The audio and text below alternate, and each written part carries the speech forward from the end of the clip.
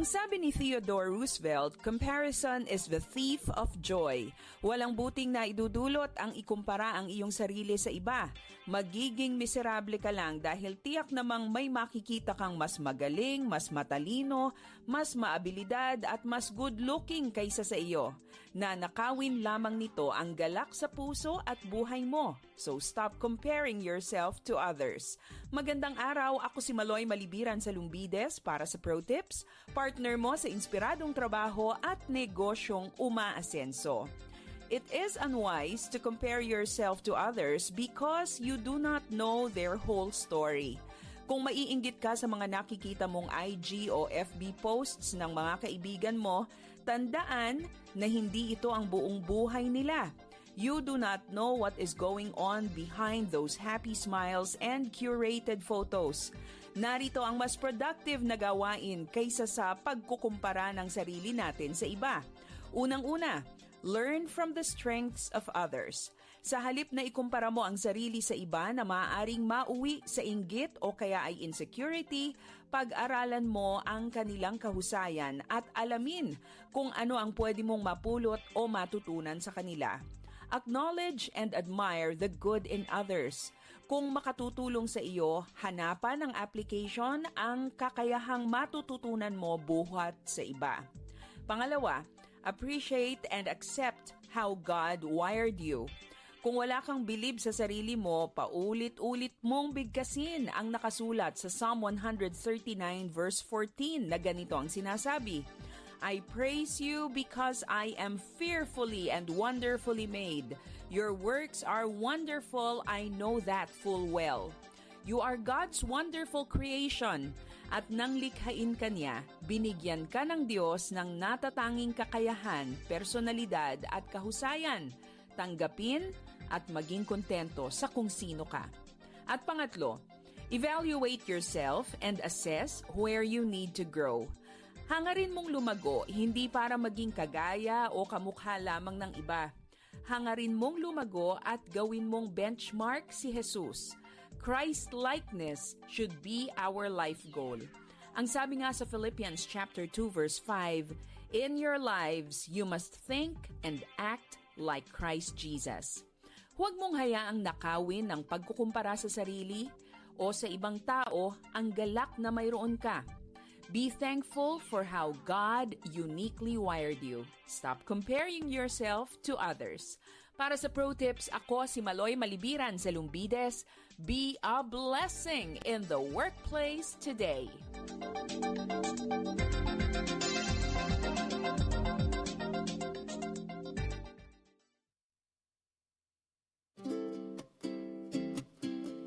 (1116) DXAS, your community radio. Kasama sa araw-araw, kakwentuhan, kakapay. Kaibigan, kabarangay, ito ang radyo mo. (1116) DXAS, your community radio. 1116 DXAS, your community radio.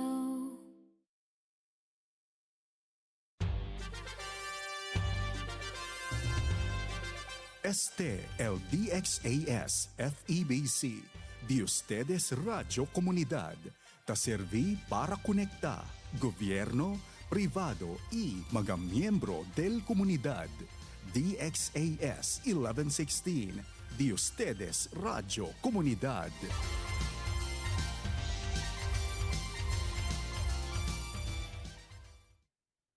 Ang oras sa buong Pilipinas, 8 minuto makalipas ang alas 7 ng umaga. Alamin ang mga kaganapan at mga pinag-uusapan sa Zambasulta. Makibalita at makibahagi sa pagbabago at pag-unlad.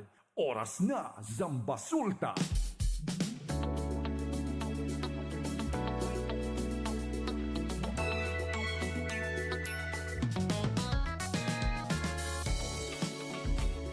Buenos dias, Ciudad de Zamboanga. Isang mapagpalang araw. Good morning, magandang umaga po sa lahat na nakikinig dito sa 1116 DXAS, your community radio. Buenos dias a todo, maayong buntag sa tanan, magandang araw, magandang umaga po sa lahat. Good morning. Assalamualaikum warahmatullahi taala wabarakatuh. It's Thursday. Oo, no? Huwebes at umuulan sa labas, no? So, ingat-ingat, no? Ingat mga kabarangay at medyo yun nga, no? May mga pagkalat-kalat na ng ulan at dapat tayo ay magdahan-dahan, no? Hinay-hinay sa biyahe, no? At syempre sa aking partner, oo, na dumating na sa stasyon pero sige lang. Oo. Good morning, no? Good morning at lahat ng ito ay ating babalik-balikan, no? Magiging throwback natin ito. Ayan, good morning at syempre, no, sa ating co-pilot sa umagang ito na naka-jacket ngayon, si Kuya Pons. Ayan, at never mind yung kanyang kasamahan, no, sa station. Ayan, si Kuya Pons, the best, no? Hindi nagkakasakit si Kuya Pons. Good morning sa mga nagkakape. Ayan, no? Sarap kaayo. At syempre, no, sa mga fasting, no, sa buwan ng Ramadan, no, syempre kamusta diyan sa Sulu, Basilan at Tawi-Tawi, no, Mapia-Mapita at aki na 98, no, barangay na Ciudad de Zamboanga. Sabi nga doon, no, alam nyo ka barangay, no, sabi nga sa partner ko, no, wag daw muna magpagawa ng bahay ngayon kasi mahal ang mga materyales. So man-cancel anay to, no? So, stay put ka muna dyan sa, Barangay Putik. Oo, ayan, no? Mapagpalang umaga po sa lahat at kamusta, no? Ayan, kami po, or ako, ang inyong makakasama sa unang part ng programa. At syempre, sa pangalawang part ay makakasama ninyo pa rin ang ating the only queen ng ONZ, no, si Sara May Tulabing. Second part, ako po ang inyong makakasama sa isa't kalahating oras ng balitaan, impormasyon at inspirasyon. Sali po kayo sa ating usapan. Kung kayo may mga tanong, may mga komento o mensahe, mag-text sa ating text line sa 0916-296-6625 o kaya pwede din mag-comment sa ating Facebook page sa 1116 DXAS, Your Community Radio. Oras natin mga kabarangay, no? 7:11 ng umaga. Ayan, no? 7:11, ha? Parang alam ko to. Ayan, syempre, para sa ating weather report. Weather report.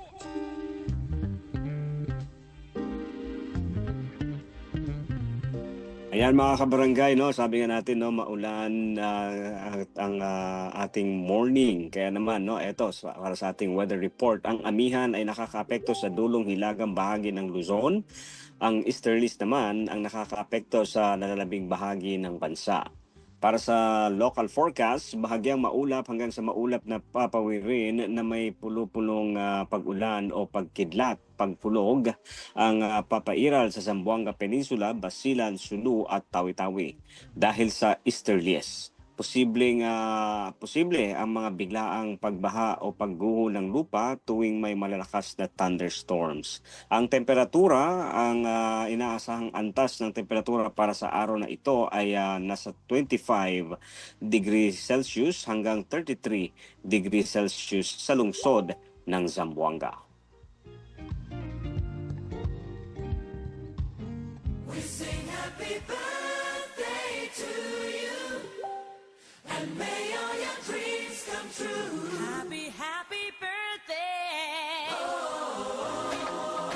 This is your birthday song. Ayan naman, no, para sa ating mga nagbe-birthday. Ay, hello, no, hello kay Ma'am Hadja Katrina Sarapudin Calvin, no. Hello ma'am, happy birthday. Oo, no. Makugad daw pag-anak kay mo, no, sa araw na to. At ayan, no, kay syempre ang aming the only Regine Blake, no. Oo. Talea, no. Pumasok na ba sa school? Oo, birthday niya, no. Birthday niya ngayon at may klase siya. So ayan, mag-aral muna, no.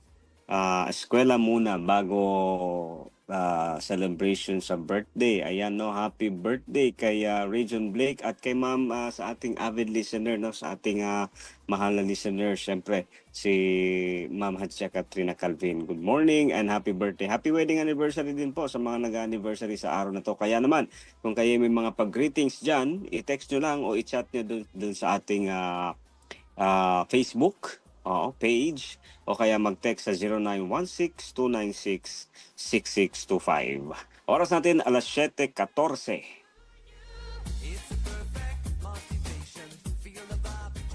Salita at tanong ngayon.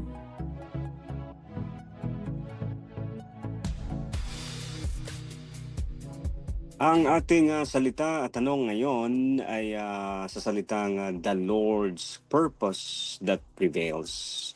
Sa Filipino, ang kalooban din ni Yahweh ang siyang mananaig. At sa Bacano, el plano del Diyos amo kumpli.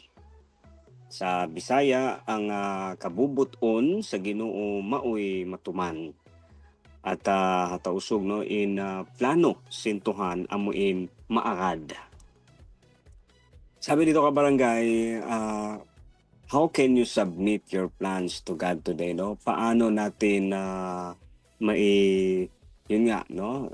Ang plano natin, no? Paano natin ba ito ipinapasa o ibinibigay, no, sa Panginoon? Sabi nga dito, no, many are the plans in a person's heart, but it is the Lord's purpose that prevails. No, sabi sa Proverbs 19:21-23, ang isang tao ay maraming iniisip, maraming binabalak, ngunit ang kalooban din ni Yahweh ang siyang mananaig. Ayan, no, kabarangay.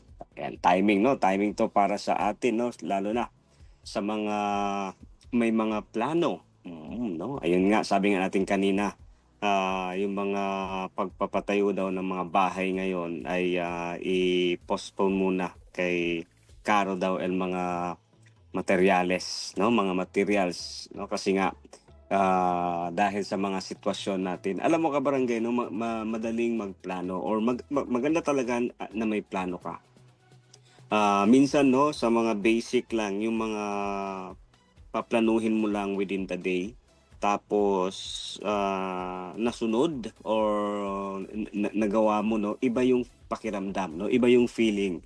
At saka alam mo, masasabi mong sulit na sulit talagang oras kapag meron kang alam mo yun, sinusundan na pattern o ng mga plano, even kahit nga sa mga lifestyle natin, no, ano yung kakainin mo, paplanuhin mo 'yan, ano yung gagastusin mo, paplanuhin mo 'yan. Pero alam mo, kabarangay, minsan masaya kapag nasunod 'yon. But the question is, paano kung yung plano mo na biglang may nagkaroon ng interruption, no? May nag-interrupt. Sabi dito, kabarangay, the Lord's purpose that prevails reminds us that life is not controlled by our plans alone. Alam mo, no, magandang prayer, o yun nga, sabi nga natin, no, tanong nga natin sa, especially sa buwan na to, kabarangay, no, alam mo yun, yung pagpaplano, maganda din na magkaroon tayo ng special o magkaroon tayo ng personal na prayer na kumbaga yun nga, no, ako personally, no, sabi ko nga, may mga plano ako sa puso ko, no, o Panginoon, binigyan mo ko ng desire, so galing to sa'yo.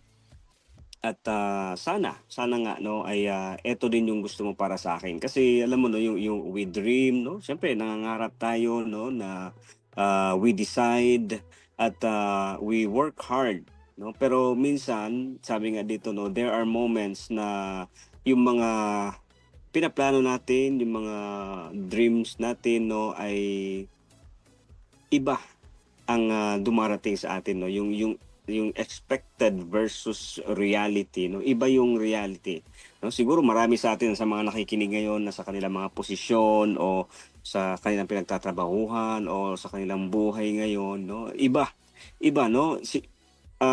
Siguro sa mga nakikinig na yun na talaga, no, yan na talaga yung first and last choice na meron kayo, na plano ninyo, di ba, praise God kasi at least hindi na kayo nahirapan pang di ba, wala nang taas baba. Yung iba sa atin, no, ako nga personally, iba din, no, yung pangarap at yung saan ako ngayon, yung pangarap at hinaharap ko ngayon ay ibang-iba talaga. But then, sabi nga, no, in those times, we remember, no, naaalala natin na yung kalooban pa rin ng Panginoon ang siyang mananaig. God's will ultimately stands above our own understanding, no. Sometimes God redirect us, not to deny us, sabi, no, hindi para i-deny, pero to lead us, no, para dalhin tayo sa kung saan kung saan talaga tayo, kabarangay, no. Alam mo, ako hindi ko talaga inisip. Dati nakikinig lang ako sa isang local na announcer dito sa Zamboanga City, no. Pwede ba yung man-mention el nombre, Kuya Pons? Hindi na? Kung Sir Miko Guapito, kung Sir Miko, yan lang, no, kay Diaton si Barkada. Hindi, alam mo, na-appreciate ko, no, kasi sa school. Hello kay, shoutout gali, kung di mo friend tamen Alina Kwan, no, dyan sa Barangay Southcom, sa 9th Street, sa kay Sir Clifford. Kung saan ka apelido di Clifford, ayan, no, kasi na-appreciate ko sila, no, magaling sila mag-DJ, mag-announcer, ganyan. Pero yung nga, hindi ko in-expect na ako din, no, magiging ganon. So, sometimes, kabarangay, kasi ang plano ko talaga, gusto ko maging engineer. No, pero, you know, God redirect. Pero not to deny, no, hindi naman kasi masaya tayo, no, masaya at yung peace na meron ka, alam mong yun para sa iyo, no? Alam mo, kabarangay, sa mga nakikinig ngayon, siguro sa in a decision making, no, naalala ko lang, meron akong friend na nagbigay sa akin ng advice. Sabi na, kung hindi mo alam, kung hindi ka sure sa mga desisyon mo sa buhay, dalawa lang yan. Dapat meron kang dalawa lang, no, para malaman mong may assurance ka na at peace, or hindi naman tama, pero para doon ka talaga sa desisyon na yun. First is peace, pangalawa is merong joy. Ayan, no, peace and joy. So, hello pala kay Peace and Joy. Good morning. Oo. Kung nasaan man sila. Alright, so mga kabarangay, our peace comes when we surrender, no? Magiging payapa or at peace ang ating puso when we surrender our plans into God's hands, no? At sa huli naman, no, syempre, yung greatest security na meron tayo, no? Yung greatest security o kasiguraduhan sa buhay natin is, alam mo yun, no, na yung plano pa rin ng Panginoon, at yun ay ang lumapit tayo sa Kanya at ma-experience natin yung Kanyang pagmamahal, no, yung Kanyang timing at yung Kanyang perfect will, no, kasi I believe na lahat tayo ay may magandang plano ang Panginoon sa atin, no. So iisipin mo nga, ikaw lang, no, ikaw pa lang na nakikinig ngayon, na nakaupo o nakahiga man, ikaw pa lang, no, siguro kung pwede kang tumayo, tumingin ka lang sa salamin, iyan pa lang, pagmumukha na yan, sobrang ganda na. What more pa kaya yung plano ng Panginoon sa gandang mukha na yan. So yan po ang ating salita at tanong ngayon.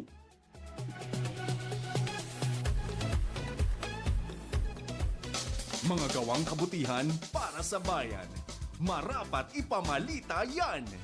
Mabati ang mabuti.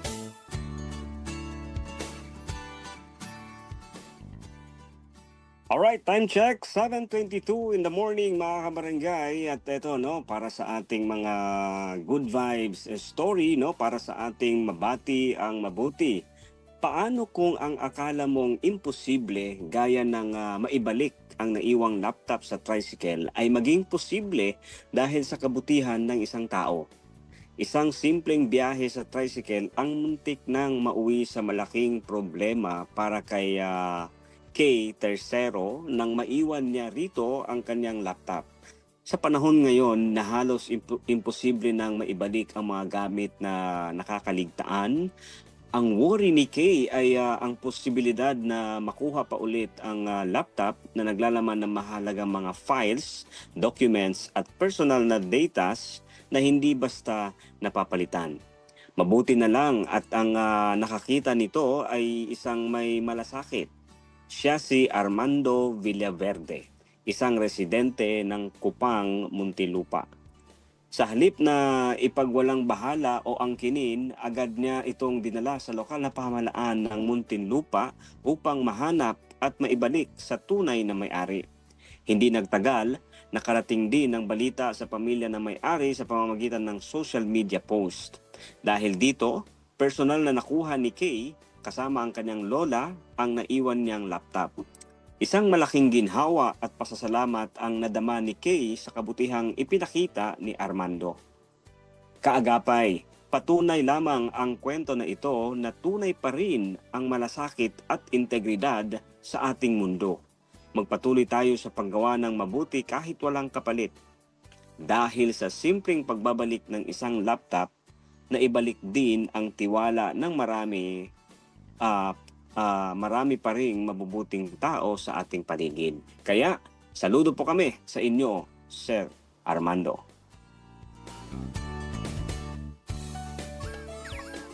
Hindi sukat, kulang sa timbang, pandaraya o maling gawin. Maitama ang mali. At syempre, kung may good vibes tayo kabarangay, no, meron tayong bad vibes para reminders. Oo, ayan. Ito naman para sa ating maitama ang mali na puno ng hindi magagandang salita ang comment section ng social media post ng Sangguniang Kabataan Chairman ng Santa Cruz, Laguna, matapos maging usap-usapan ang in-upload niyang video na pabirong pinaghahawakan ang mga siopaw at hotdog sa isang convenience store kasama ang kanyang mga kaibigan. Karamihan sa mga comments ay nadismaya sa naging kilos ng SK, lalo na't isa siyang elected officer ng kabataan. Para sa mga netizen, hindi lang ito simpleng biro, kundi isang usapin ng kalinisan at respeto sa ibang mamimili na bibili at kakain ng pagkain mula roon.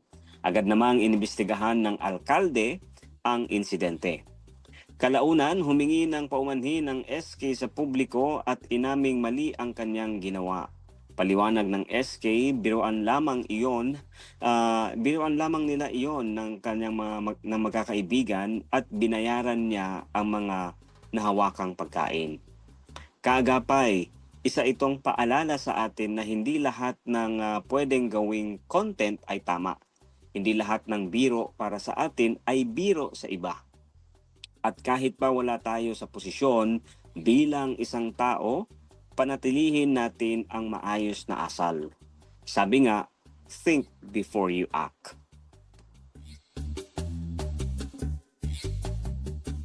Zambasulta Balita.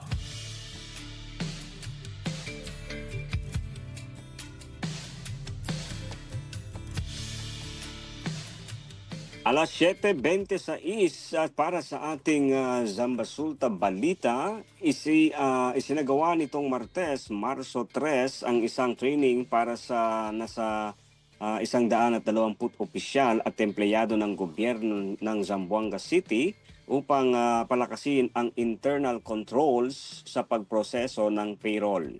Ang aktibidad na pinangunahan ng City Human Resource Management Office o CHRMO ay layuning tugunan ang matagal ng problema sa pagkakaantala ng sahod, lalo na para sa mga job order personnel. Highlight sa training ang linawin ang mga papel ng bawat opisina, ayusin ang dokumentasyon at iwasan ang mga errors sa audit. Implementasyon ng mga rekomendasyon mula sa Comiteva kontra Pagada del Sueldo na pinamumunuan ni Chief of Staff Celso Lobregat. Samantala, binigyang diin ng Alkalde Kimer Adan Olaso na prioridad ng kanyang administrasyon na wakasan ang dekada-dekada ng issue ng delay sa sahod at matiyak na matatanggap ng mga kawani ang kanilang kabayaran ng tama at on time. Zambasulta Balita. 1 Nagtamo ng sugat sa katawan ang isang 28 or 28 years old na lalaki matapos itong barilin sa Barangay Curuan, Martes ng gabi. Kinilala ang biktima na si John Mark Mahinay, residente ng nasabing lugar. Ayon sa ulat, nasa loob na ng kanyang tahanan ng biktima at kasalukuyang nagpapahinga bandang alas 11 p.m. nang kumatok ang suspect, agad itong pinagbabaril. Isang bala ang tumama sa biktima habang 11 basyo ng bala para sa kalibre 5 na na-recover o kalibre 45 ang na-recover sa lugar ng insidente. Ayon naman kay Barangay Kapitan Joselito Falca Santos, posibleng personal na galit ang motibo ng suspect na kasalukuyan ng pinaghahanap ng mga pulis. Ang biktima ay may record umano sa barangay at kapulisan dahil sa mga reklamo ng pagnanakaw. Zambasulta Balita. Dead on the spot ang isang motorista dahil sa matinding sugat sa ulo matapos maaksidente ng mag-isa sa Artilim Boulevard, Kawakawa kahapon ng madaling araw. Kinilala ang biktima sa pangalang JR na sa legal na edad, residente ng Barangay San Roque at Tubong, Basilan. Ayon sa ulat, galing ang biktima sa sentro ng lungsod at pauwi na sana sa kanilang tahanan nang mawalan ito ng kontrol sa manibela ng motorsiklo. Dahil na rin sa bilis ng takbo ay tumalsik ito mula sa kanyang motorsiklo at tumama sa steel barrier na nasa gitna ng kalsada. Nagresulta ito sa matinding sugat sa ulo at tiyan na naging dahilan ng kanyang agarang pagkamatay. Zambasulta Balita.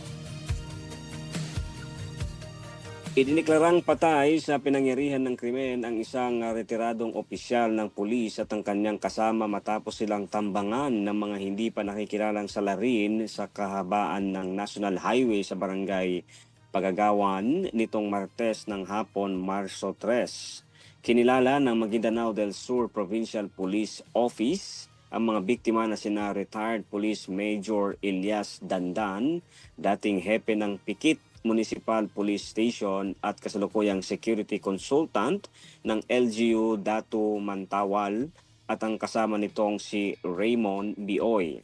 Batay sa paunang investigasyon, lulan ng mga biktima ng isang itim na Mitsubishi Estrada nang harangin sila ng mga armadong lalaki at pagbabarilin ng paulit-ulit.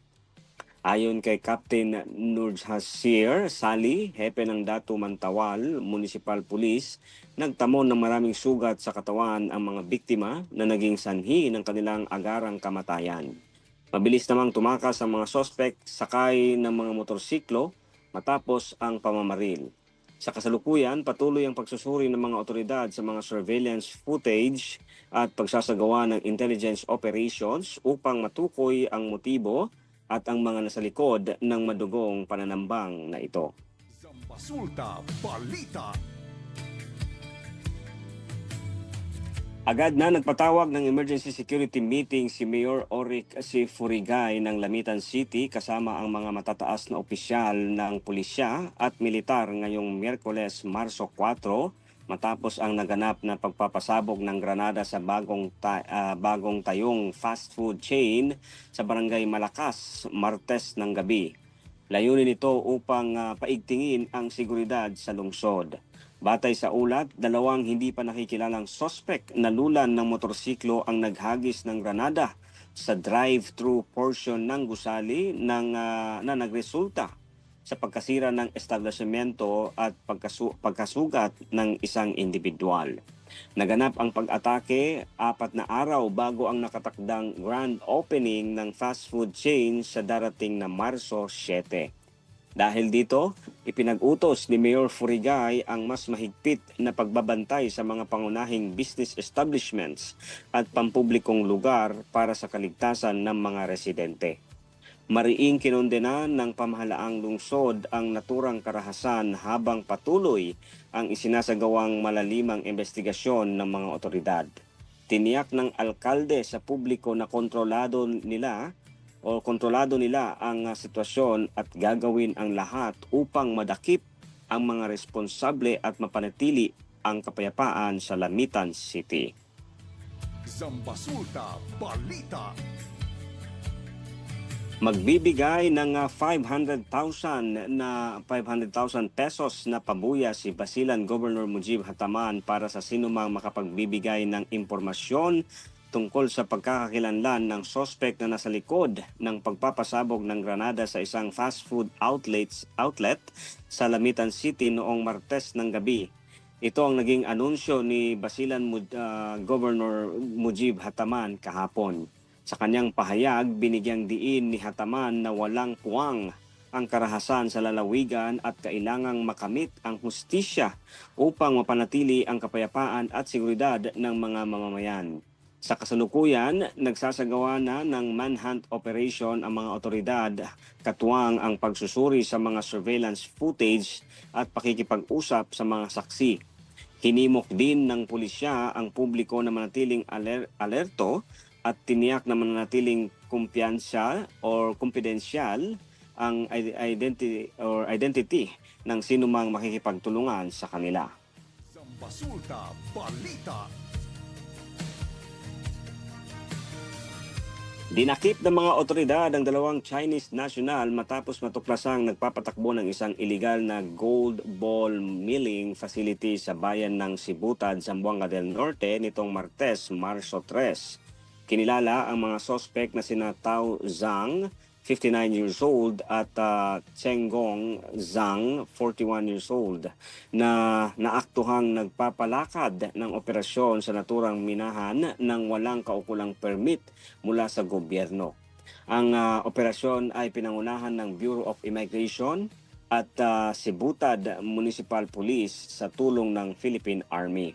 Batay sa investigasyon, bukod sa kawalan ng business registration at work permit, lumabas din na overstaying na ang dalawa sa bansa paglabag sa Philippine Immigration Act of 1940.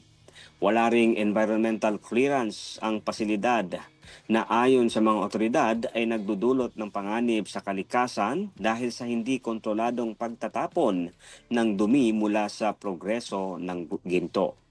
Ayon sa tagapagsalita ng mga otoridad, ang hakbang na ito ay bahagi ng kampanya upang protektahan ang likas na yaman ng probinsya at itigil ang iligal na gawaing pumipinsala sa lokal na ekonomiya. Sa kasalukuyan, ang mga sospek ay nasa kustudiya na ng Bureau of Immigration para sa kaukulang deportasyon at pagsasampa ng mga kaukulang kaso. Zambasulta Balita. Matagumpay na sinalakay at winasak ng mga operatiba ang dalawang malalaking plantasyon ng marijuana sa lalawigan ng Sulu nitong Martes, Marso 3 na tinatayang nagkakahalaga ng 10.3 million pesos. Ayon kay Brigadier General Alaric Avelino de los Santos, commander ng 1102nd Infantry Brigade, isinagawa ang operasyon sa Masjid Punjungan, Kalingalan, Kaluang.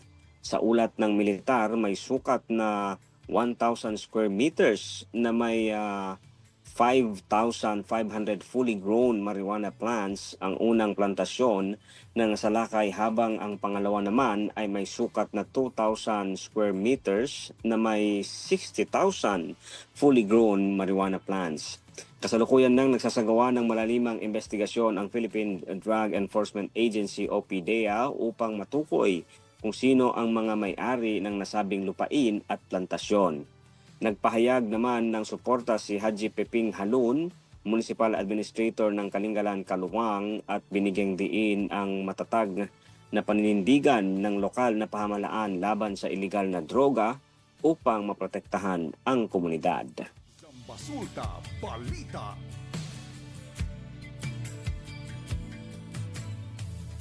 Oras natin mga kabarangay, alas 7:37 na ng umaga. At yan ang ating mga balita sa araw na to. At mag-break tayo sandali. Huwag kayong bibitaw at sa ating pagbabalik ay makakasama ninyo po ang ating kabarangay na si Sara May Tulabing para pag-usapan ang topic, no? Itong bridge o itong building resume for immediate or resume for immediate and good employability. Ako ang inyong kabarangay, Robin Soling, at magbabalik ang oras na Zambasulta dito lang sa 1116 DXAS Radyo Komunidad.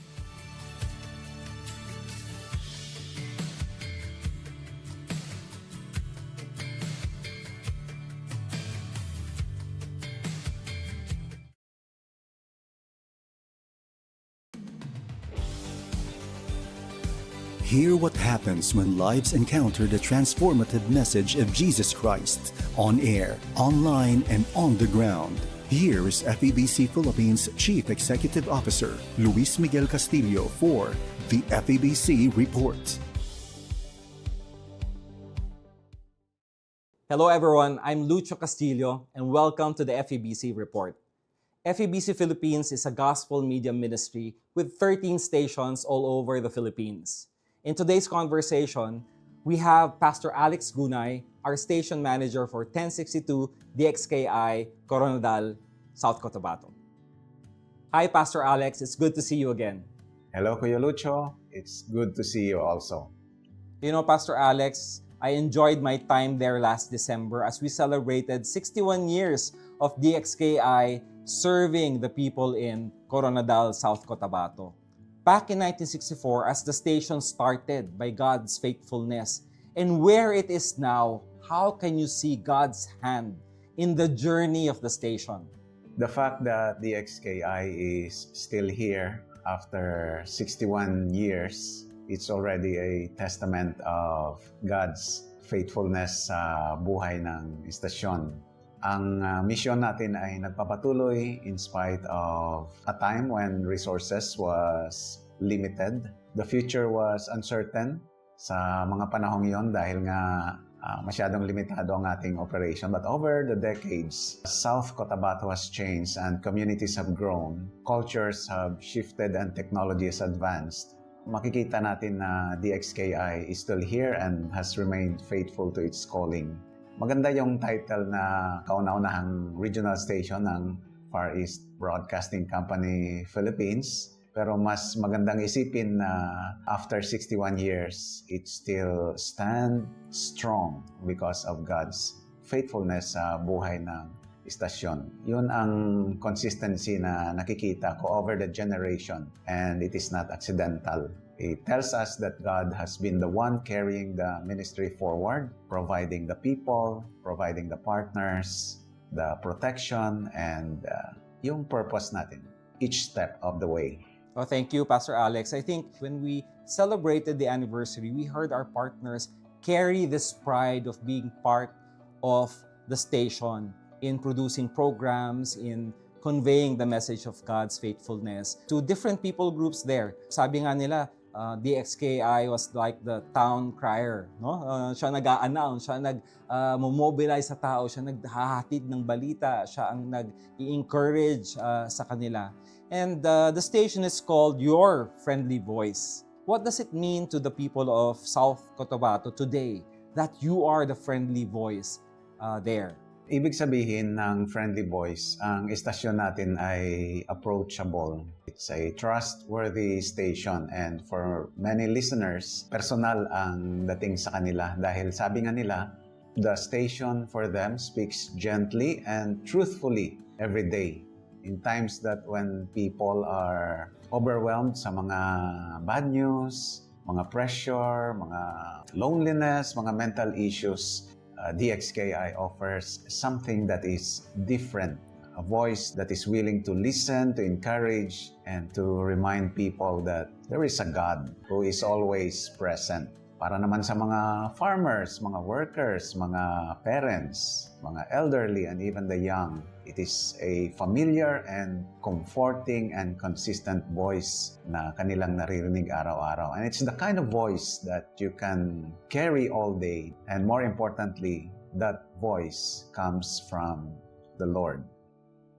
I often hear this term, no, when I'm there with you, yung migo, miga. Can you explain that and how that defines that your friendly voice. Yung address natin sa each staff habang nag-uusap sila on air, we agreed na i-precede natin ng term na migo or miga. It simply means friend. Pag kami ay nasa labas, nakikita kami ng mga listeners, ganito na rin ang tawag sa amin. Miga Joy, Miga Jen, ganun. Dahil nakasanayan na nila. Well, thank you for sharing that, Pastor Alex. You know, being a gospel media ministry, the importance of creating an impact to the community is why we do the broadcast. Can you share an impact story, a life change story that clearly shows that DXKI has become a place of refuge on air, a safe space for people to come together? Actually, napakaraming story. One example is yung kay Ed at saka kay Janet, katakutan. She is often alone at home kasi nga working yung husband.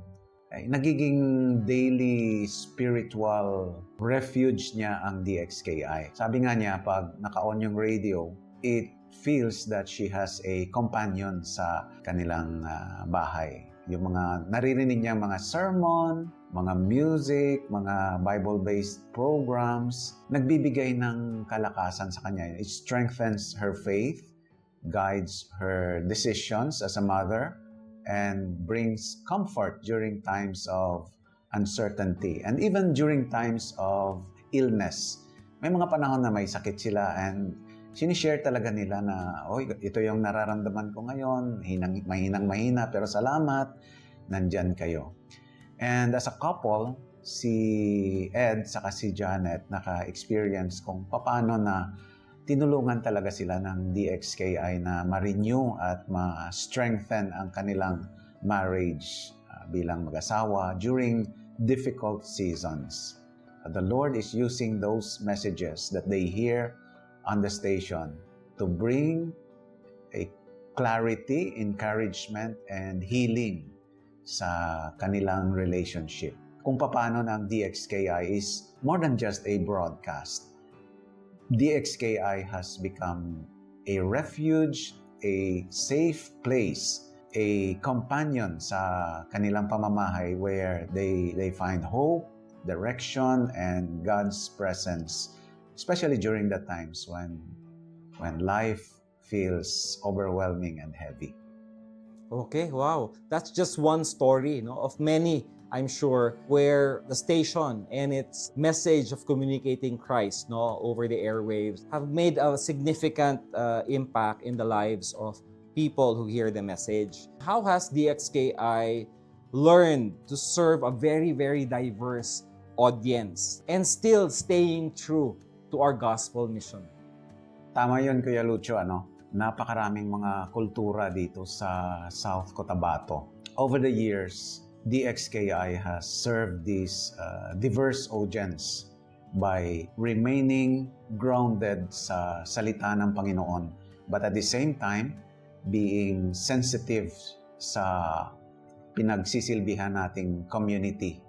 DXKI communicates the gospel with humility, with respect, and love, while pointing everyone that we have hope in God, we have hope in the Lord. By addressing real-life issues and community concern, DXKI builds trust in the community that it serves dito sa South Central Mindanao, and through the trust, the gospel continues to reach the hearts of many people without compromise. Wow, that's good to hear. You truly have shared that you understand the people that you serve. You listen to them, you connect with them, you engage with them, and therefore we are able to build this partnership. We walk with them throughout the years that we serve there in Cotabato. 61 years might be, wow, that's 6 decades. But the road ahead, there's still more that the Lord is asking us to continue doing, in our gospel media ministry. So for you, as you look ahead, what is your prayer for our ministry there, for the station, and for the people that we serve and reach every day? Ang prayer ko sa DXKI is that the station will continue to be faithful and to be a voice for the Lord Jesus Christ in the years ahead. Yun naman ang ating pinakamisyon. Until all have heard. And more than anything, I pray that DXKI will reach more homes and more individuals who need hope, especially to those who feel that they were forgotten and feel that they are alone in their struggles. And may many more families one day look back and say, ginamit ng Panginoon ng DXKI to bring His Word into our lives and to change our story. You know, Pastor Alex, in your 38 years of serving in FEBC, when you look back at that, that's a lot of years serving the Lord. But when I look at you, I see the freshness, the joy of each day that you go and be with our team there in Coronadal. What can make you say that lahat nito ay all worth it? 38 years of serving. You are not just a worker dito sa DXKI, but it permeates your life long after na wala ka na dito sa DXKI. Parang wala ka na nandito pa rin. Naging training ground mo ang DXKI. It has become your seminary, it has become your wilderness, it has become your refuge, and long after your life, sa pagkatapos ng service mo sa DXKI, madadala mo yun lahat. Thank you, Pastor Alex. You are a living testament of how the Lord moves. I had a wonderful time with Pastor Alex Gunay, our station manager at DXKI, Coronadal, South Cotabato. In these heart-to-heart talks, we really see how God is moving, drawing out the truths in the life of the station, in the community, and in the life of people serving in the gospel media ministry. Pastor Alex came to FEBC not knowing the Lord, and now here he is, for almost 4 decades after, serving faithfully. And that's the takeaway. God is faithful. 61 years, 38 years, the life of Ed and Janet Katakutan, the impact of the programs, and the seasons to come where God will continually move in reaching the hearts of people. Thank you very much for joining us in the FEBC report. Thank you for praying for us. Thank you for walking with us. And so, take care, abide in Christ, and see you next time in the FEBC report. That was the FEBC report. Stay up to date and join the conversation online by subscribing to the FEBC Philippines channel on YouTube and following FEBC PH on Facebook. Learn how to partner in the work of communicating Christ in our world by visiting febc.ph/give. Thank you for your support in the ministry. Until all have heard. The good news of Jesus Christ goes out to Filipinos across the islands and around the world. FEBC Philippines. Until all have heard. Naku, lobat na naman tong cellphone ko. Charge ko na nga muna para makapag-reply na ako kay Crush. Ang dami ko na ng mga assignments. Mauubusan na ng battery tong laptop ko eh. May charge na nga muna. Hala, hindi ba pala ako nakakapag-plancha ng uniform? Makapag-plancha na nga muna ngayon. Bakit nakapatay yung TV? Championship game ngayon. Baka hindi ko mapanood. Mabuksan na nga to ng maantabayanan. Aba mga anak, ano ba ito? Bakit punong-puno na itong saksakan natin? Naku, bawasan nyo nga yung mga nakasaksak dyan. Baka ma-overload ang ating kuryente. Naku, baka masunugan pa tayo niyan eh. Sa susunod, huwag i-overload ang mga saksakan ha. Mabuting nang nag-iingat para hindi tayo mapahamak. Mahalaga ang pag-iingat para manatiling ligtas ang inyong pamilya at mga ari-arian mula sa sunog o anumang sakuna. Paalala ng himpilang ito ng Far East Broadcasting Company, Philippines.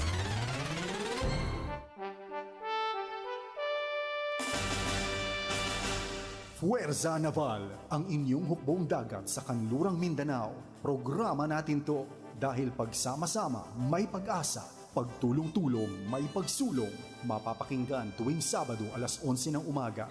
Dito lang sa 1116 DXAS, your community radio.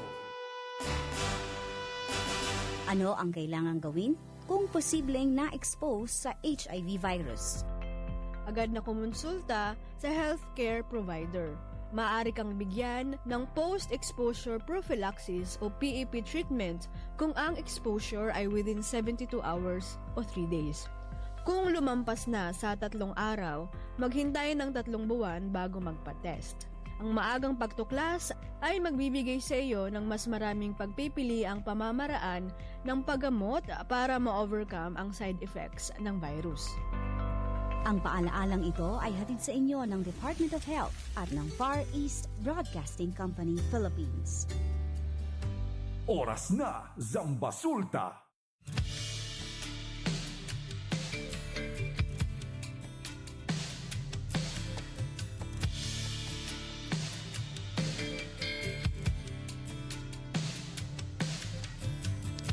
Oras natin mga kaibigan, alas 7:54 ng umaga at muli nagbabalik ang ating programang Oras na Zambasuta. Dito pa rin yan sa 1116 DXAS Your Community Radio at ako ang inyong lingkod, Sara May Tulabing. Muli ang DXAS ay isa sa mga himpilan ng Far East Broadcasting Company at kasapi sa kapisanan ng mga broadcaster ng Pilipinas. Ang FEBC ay isang non-profit, non-commercial at donor-based radio station.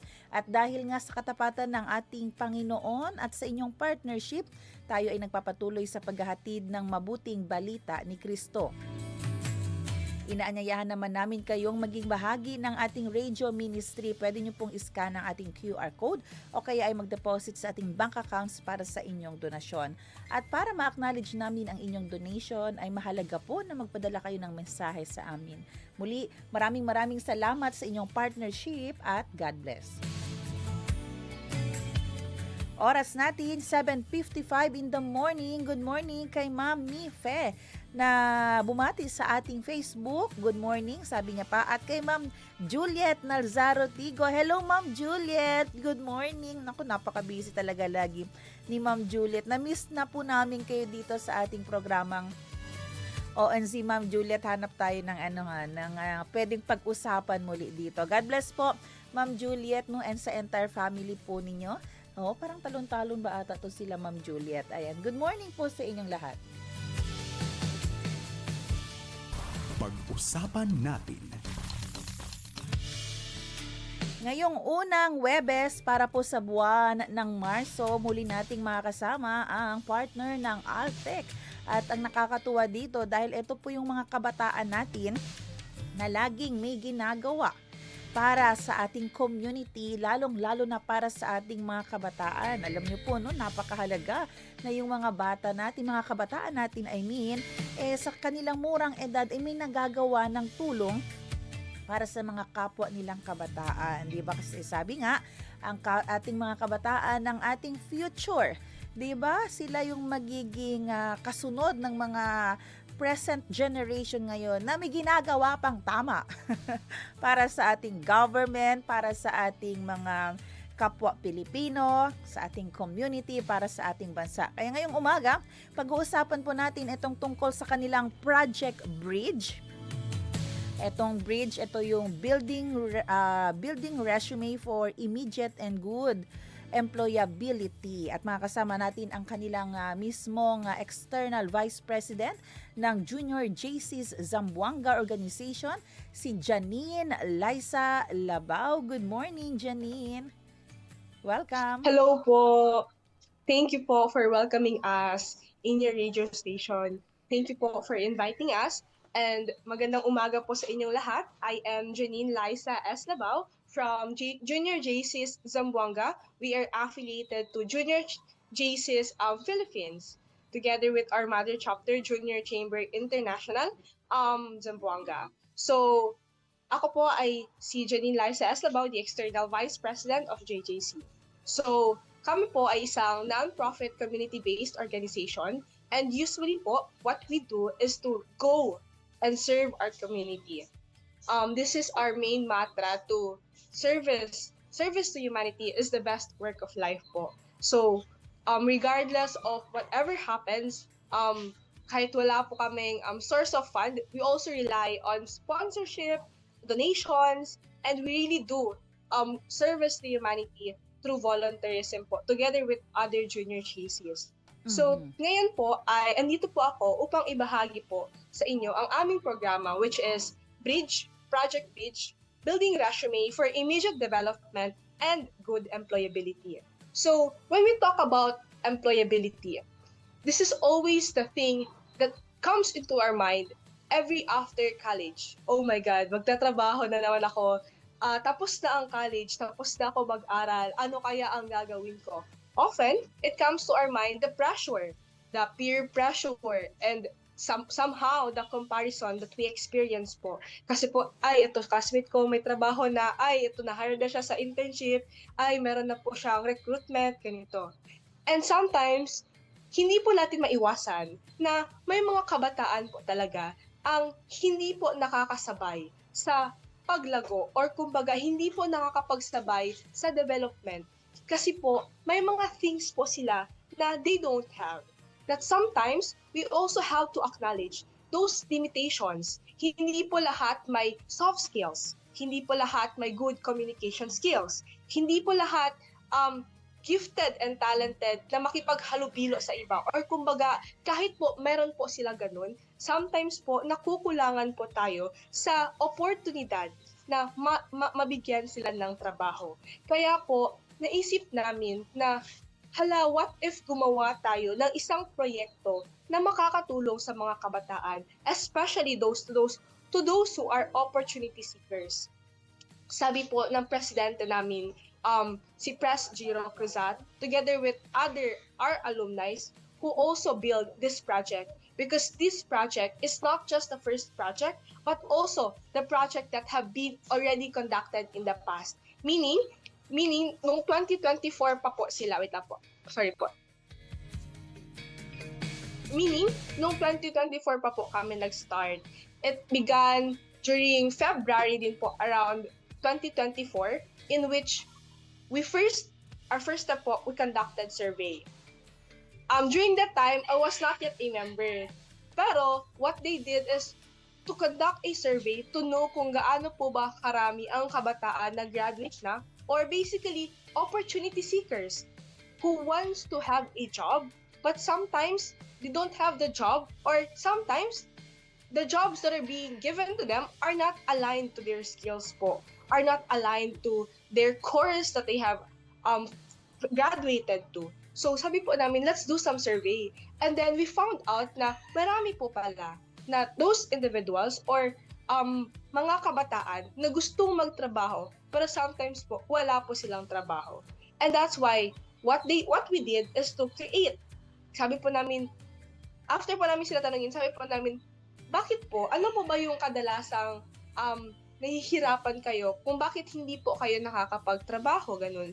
And one of the reasons that we found out is they don't have the resume or curriculum vitae, or probably they don't have the necessary documents that requires for them, kumbaga experiences po.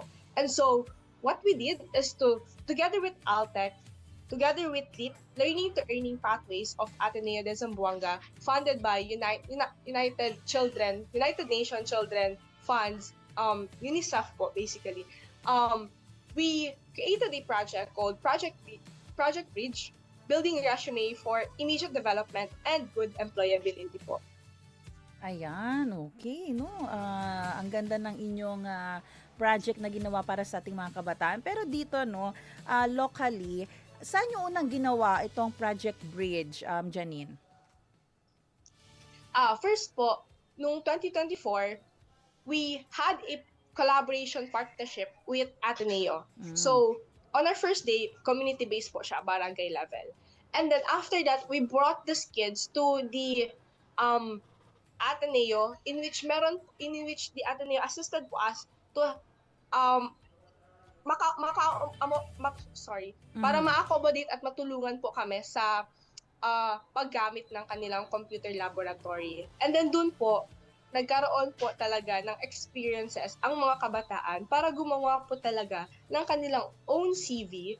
I think that was 16 to 18 years old, or 18 and above, those individuals who are seeking for opportunities po to earn a job. Kasi po, target po namin na by the end of the school year, or during summer, they could at least have a summer job to earn. Kumbaga, if ever meron po silang gustong gastusin, at least po may pera po sila at may pangkukuhaan po. So, yun po.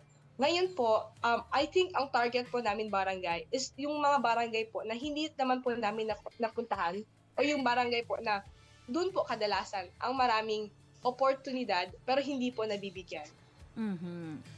Ayan, oo. Pero paano nyo ginagawa yung survey, Janine, para malaman nyo kung maraming mga young people natin ang like hindi marunong gumawa ng CV, ng resume, or kaya hindi nila alam na paano nila maa-apply yung napag-aralan nila for 4 years kasi iba yung trabaho na offer sa kanila. Paano nyo ginagawa yung survey?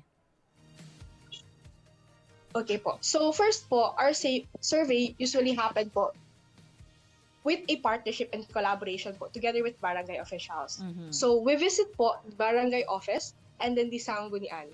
I believe po na in every sanggunian we have KKK, Kartilya ng Kabataan, in which they are also the one who is behind the profiling po. They gather insights, they gather questioning, they gather answers kung ano po yung totoong nangyayari sa grassroots levels po. Kung ano po yung mabibigay namin na solusyon sa mga grassroots levels na problem po na usually po na-experience po ng kabataan. Because I believe naman po, kami po mga non-government organization, even po wala po kaming funds, we are still somehow supported and funded by this government organization and other private sectors that could help us make our project possible po. Ayan, okay. Pero anong mga barangay na talagang napuntahan nyo? Meron na ba? Yes po, meron na po.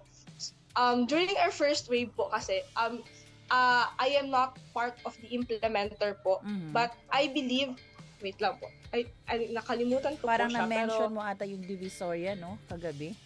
Tama ba? Na-mention ko po siya. I believe one of the barangay that we conducted po the survey is Divisoria din po. Ayan. At syempre, nakita nating impact nito sa community, Janine? Especially, hindi lang sa Divisoria nyo to na implement, may ibang mga lugar pa for sure. Ano ang nakita nating impact sa ginawa ninyong project na ito?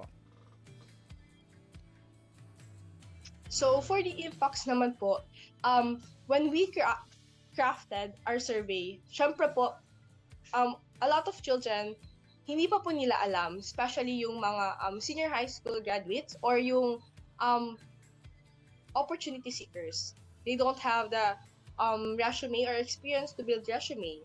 But when we gave them the experience po, going on to computers, using different softwares po, gumagamit po kami ng iba-ibang softwares, kagaya po ng Canva, Word or Docs, to help them craft. Sabi po nila, ganito pala gumawa ng survey, gumawa ng resume. So, we had an opportunity for them also to create their own, as well as to interview them. Kasi po, usually po, kung naka-apply na po sila, pero po, hindi po sila pumasa sa interview or hindi po sila interview ng maayos, kumbaga sa phase 3, dun po siya medyo nagiging likwak. So, we do not just help them create or craft their own CV po or resume, but also try to hone their skills po in terms of soft skills, like good communication skills po, how they should interact with their employer and other employees, para naman po, yung pakikipagtungo po nila or yung mga achievements po nila is balance po. So, there we saw na may improvement po na when they go or look for a job, they are already ready. And yun po yung goal namin in the past. But now, our new goal naman po is to not just become a job-ready individual, but also po to help them really get hired. So, this will be another challenges for our organization to look and help them, to help and look jobs for them po. Para naman po, hindi lang po siya may iwan sa creating CV or acquiring soft skills. Kasi po, usually po, hindi naman po lahat hindi po alam yung soft skills or hindi gumawa ng CV. Sometimes po, yes, alam nila, lalo na po yung mga college graduates, Opo, meron po talaga silang alam. And what they need is help to acquire and get hired po. Oo, kasi may mga kabataan tayo na, like for example, gagawin niyo yung project ninyo na bridge, matututo sila, pero yung question, saan ko to gagamitin kung wala naman akong pwedeng ma-applyan ng trabaho? So, kanino kayo nakikipag-coordinate, nakikipagtulungan para yung mga naging participants nyo or beneficiary ng inyong project, kahit papano magkaroon ng plus factor, baka pwede nyo pong i-consider o kaya pwede nyo ma-announce sa kanila, dito merong magaganap na hiring. So, nakikipagtulungan ba kayo, like for example, sa PESO or sa ating LGU or sa mga ibang mga private companies?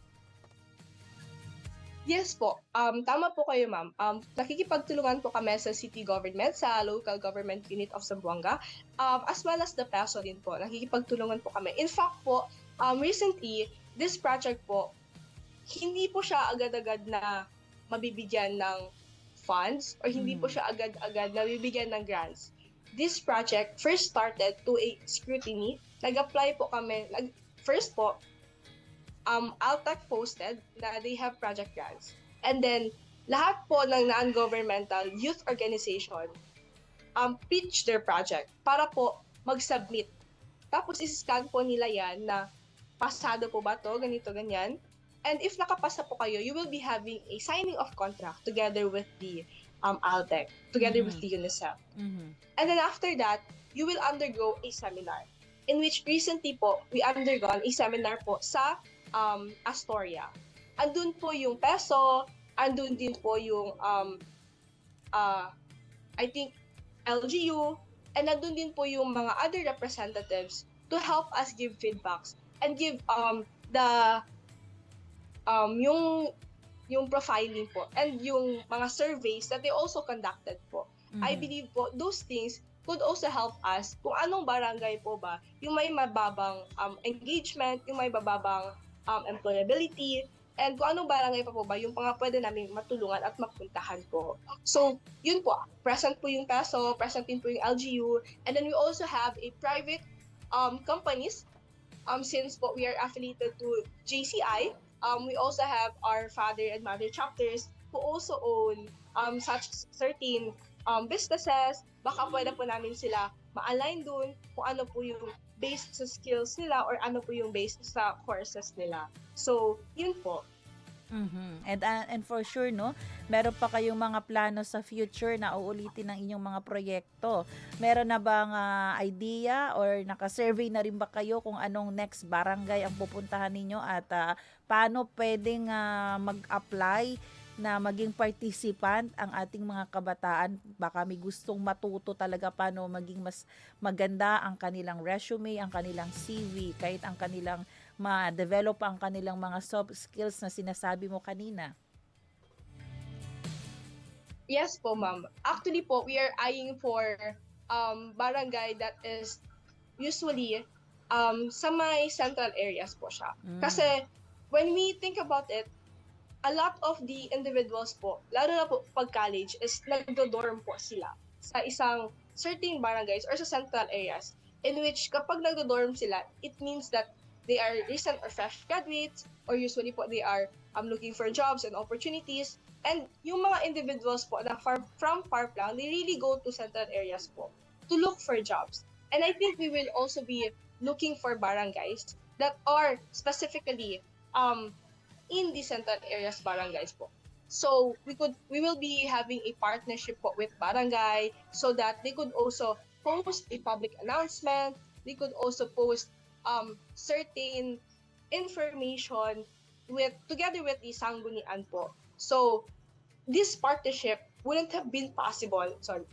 Hindi po siya maging posible if wala pong collaboration and partnership po together with our government organizations. So,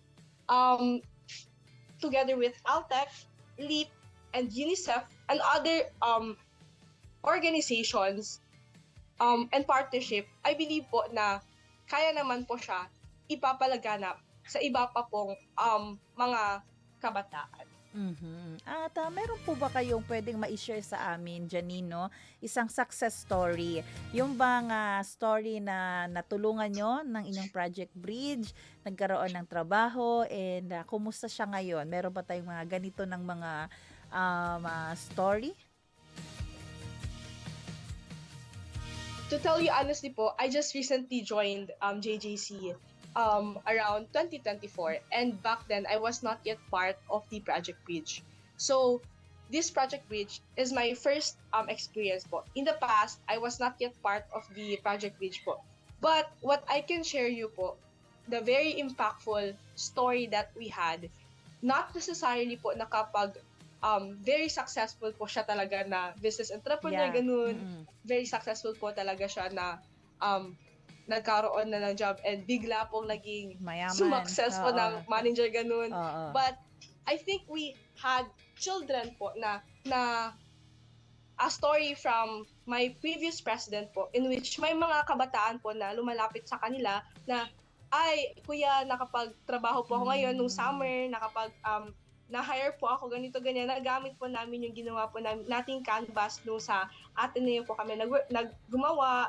And yung sinabi niyo po na this was the stories from my previous president po and officers that were part of the Project Bridge po. Sabi po nila na lumalapit daw po talaga sila ng mga, nilalapitan daw po talaga sila ng mga ngayon is, I think college levels na po or some are graduates na po na nakatulong daw po talaga sa kanila yung mga advices po na binigay during interview, helping them to hone their soft skills. Kasi po, I believe nagkaroon din po kami ng speakers from different organizations and teachers or moderators po na to help them po how to strengthen their soft skills in terms of interviews, ganun po. So, wala po akong masasabi na very impactful po, but I think that will be our main focus po right now. Our main, kumbaga, update version of this Project Bridge 2.0, in which we will really try to help them acquire jobs and to somehow, if ever they found their job interested or nag-enjoy po sila sa job na yun, they will stay on that job. They will be having their, kumbaga, permanent job, permanent possessions po, so that they could also acquire benefits po during those stay po.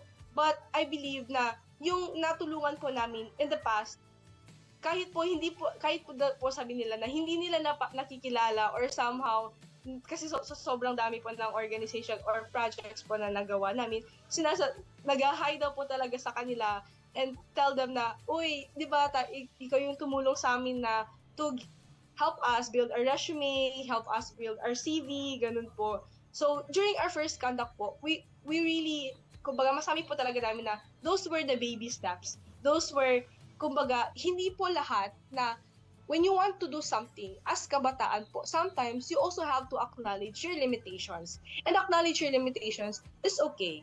And sometimes those limitations will help us po to improve, and which that is our focus right now. To improve and to see and fill in those gaps na hindi po namin nagawa in the previous.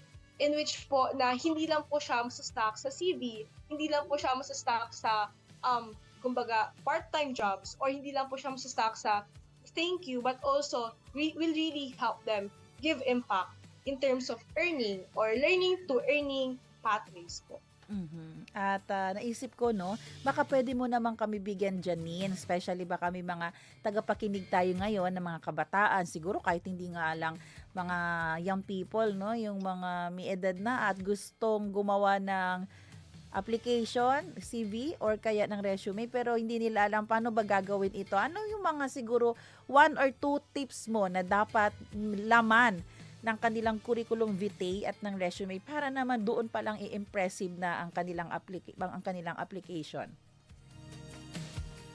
Okay po. So, when we first conduct this project, we also did a research po. Sabi po namin, bakit kaya sa CV kadalasan is hindi sila nakakapasa? Kasi usually naman po, hindi naman po talaga lahat ng bagong fresh graduates may mga experience na. We also couldn't force them to have those experience kasi syempre fresh graduates pa lang po sila.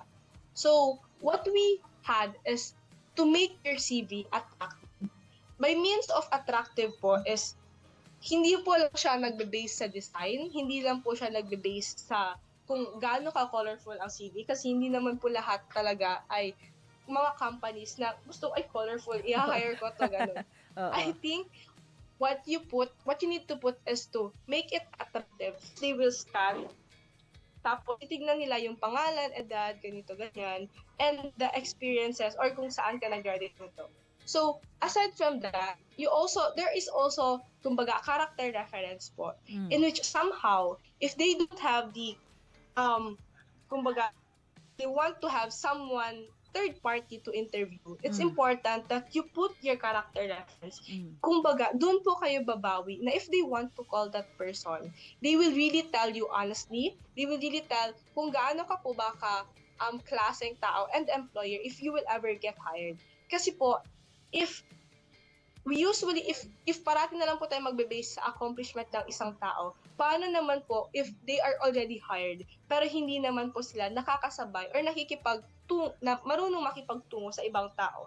So, in terms of making your CV attractive, I think one of the important things that we always tell to our students po is to tell them na be honest.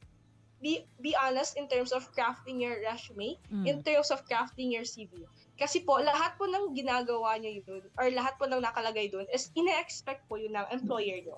And when you lie, kapag sawa po yung nilagay nyo, is at the end of the day, kayo po yung nahihirapan. Kayo po yung hindi nakikipagsabay. So, basically, kayo po yung nahihirapan. So, what we really want to tell them is to make your CV attractive and honest as possible. One of the things din po is to have a formal photo kasi po usually po, dyan po tayo medyo, first po impression is yung mga photo po talaga na tinitignan natin.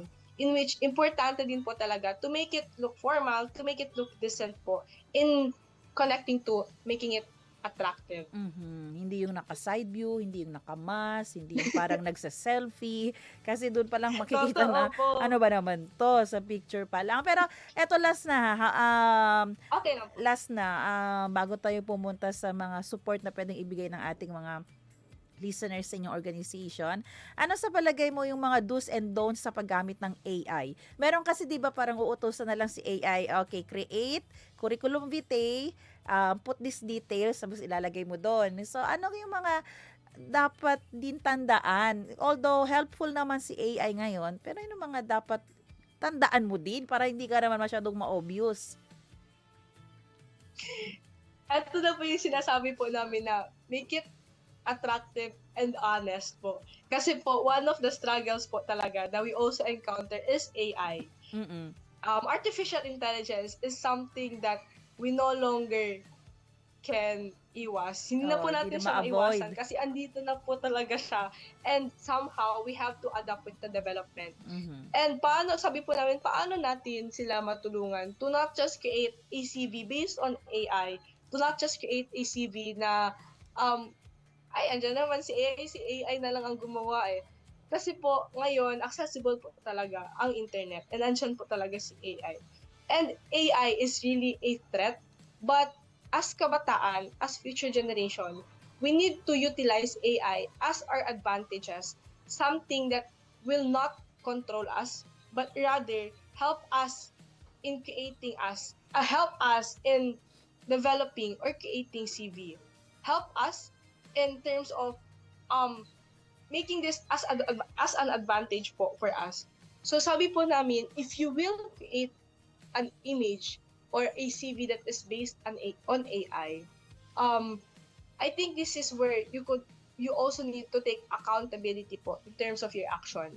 Make sure na if you will create AI, you know how to first craft this manually or technically sa Canva or without the use of AI. You have to first be honest within yourself kung paano ba talaga ang paggawa ng CV or resume. So sabi po namin sa kanila, huwag mag-rely sa AI kasi po hindi, nung nagkaroon po kami ng survey is, we also learned that there are individuals who doesn't have internet connection. Like po yung mga IPs or yung individuals po who live in far plang, they don't have access to AI na may mga automated chatbots pala that could immediately generate CVs and resume.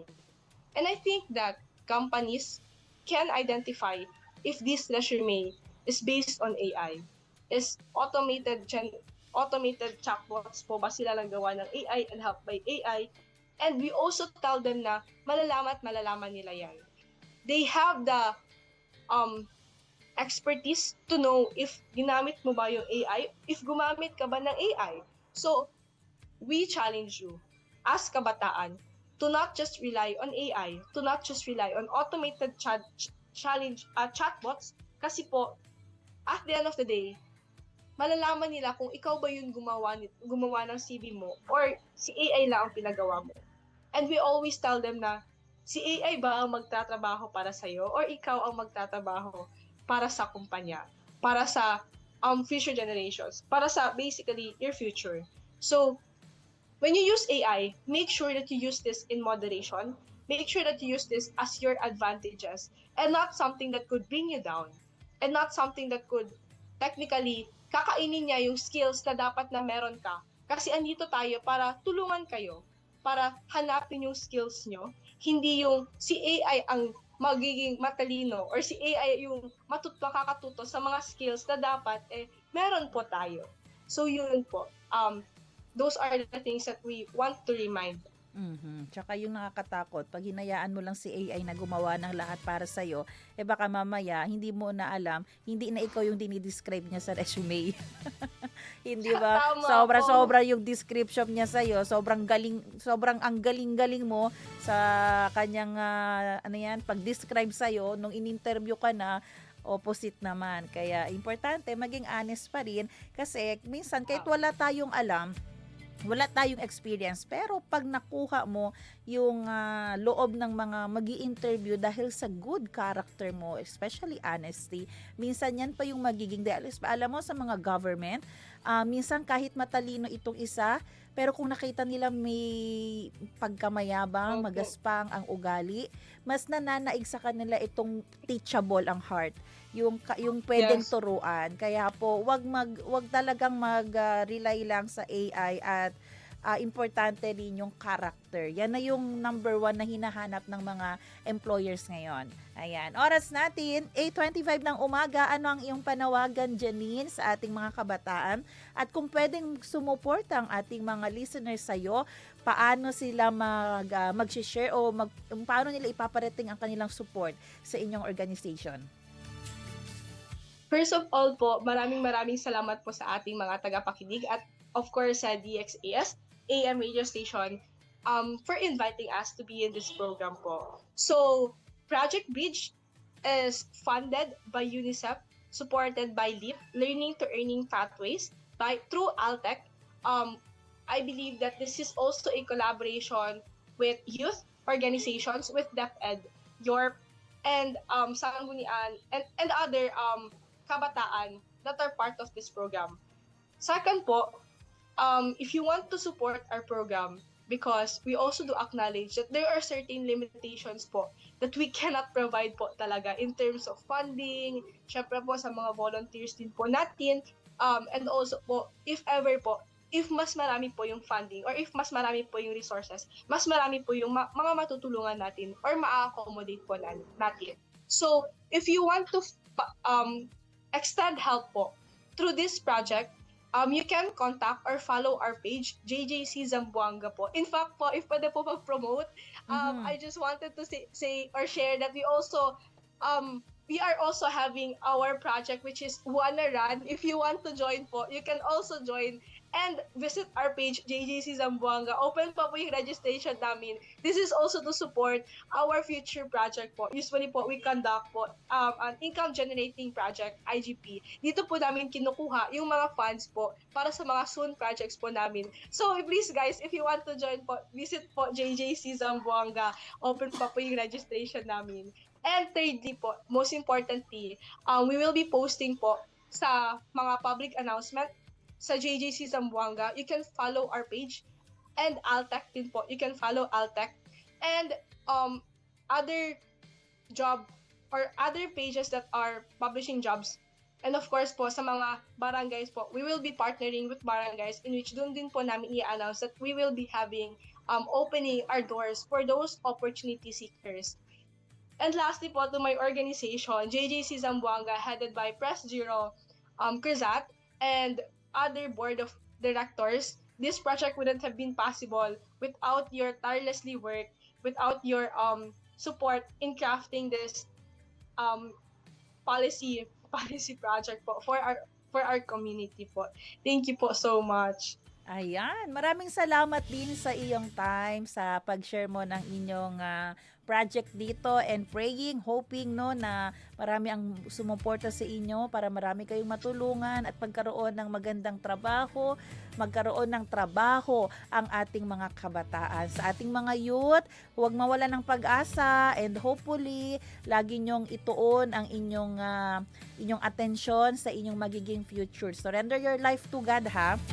Dahil magpa-follow ang lahat. Trabaho, magandang buhay, magandang love life, magandang mga financial status, opportunities sa inyo kung una nating i-surrender din ang ating buhay sa Panginoon. Oras natin 8:29 muli. Maraming salamat, Janine, Liza Labao. God bless you.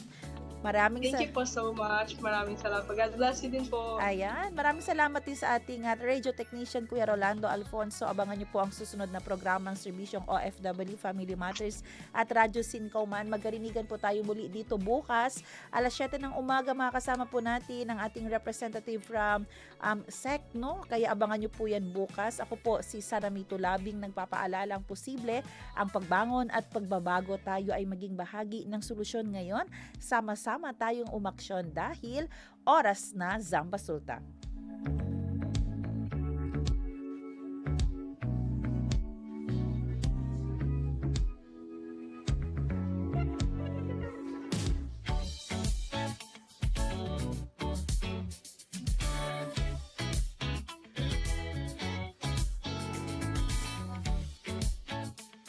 Inyong napakinggan ang programang Oras na Zambasulta. Para sa mga komento, mensahe o suhestyon, tumawag o mag-text sa 0916-296-6625 o sa 0998-844-1410. This is your community radio, 1116 DXAS, communicating Christ in our world.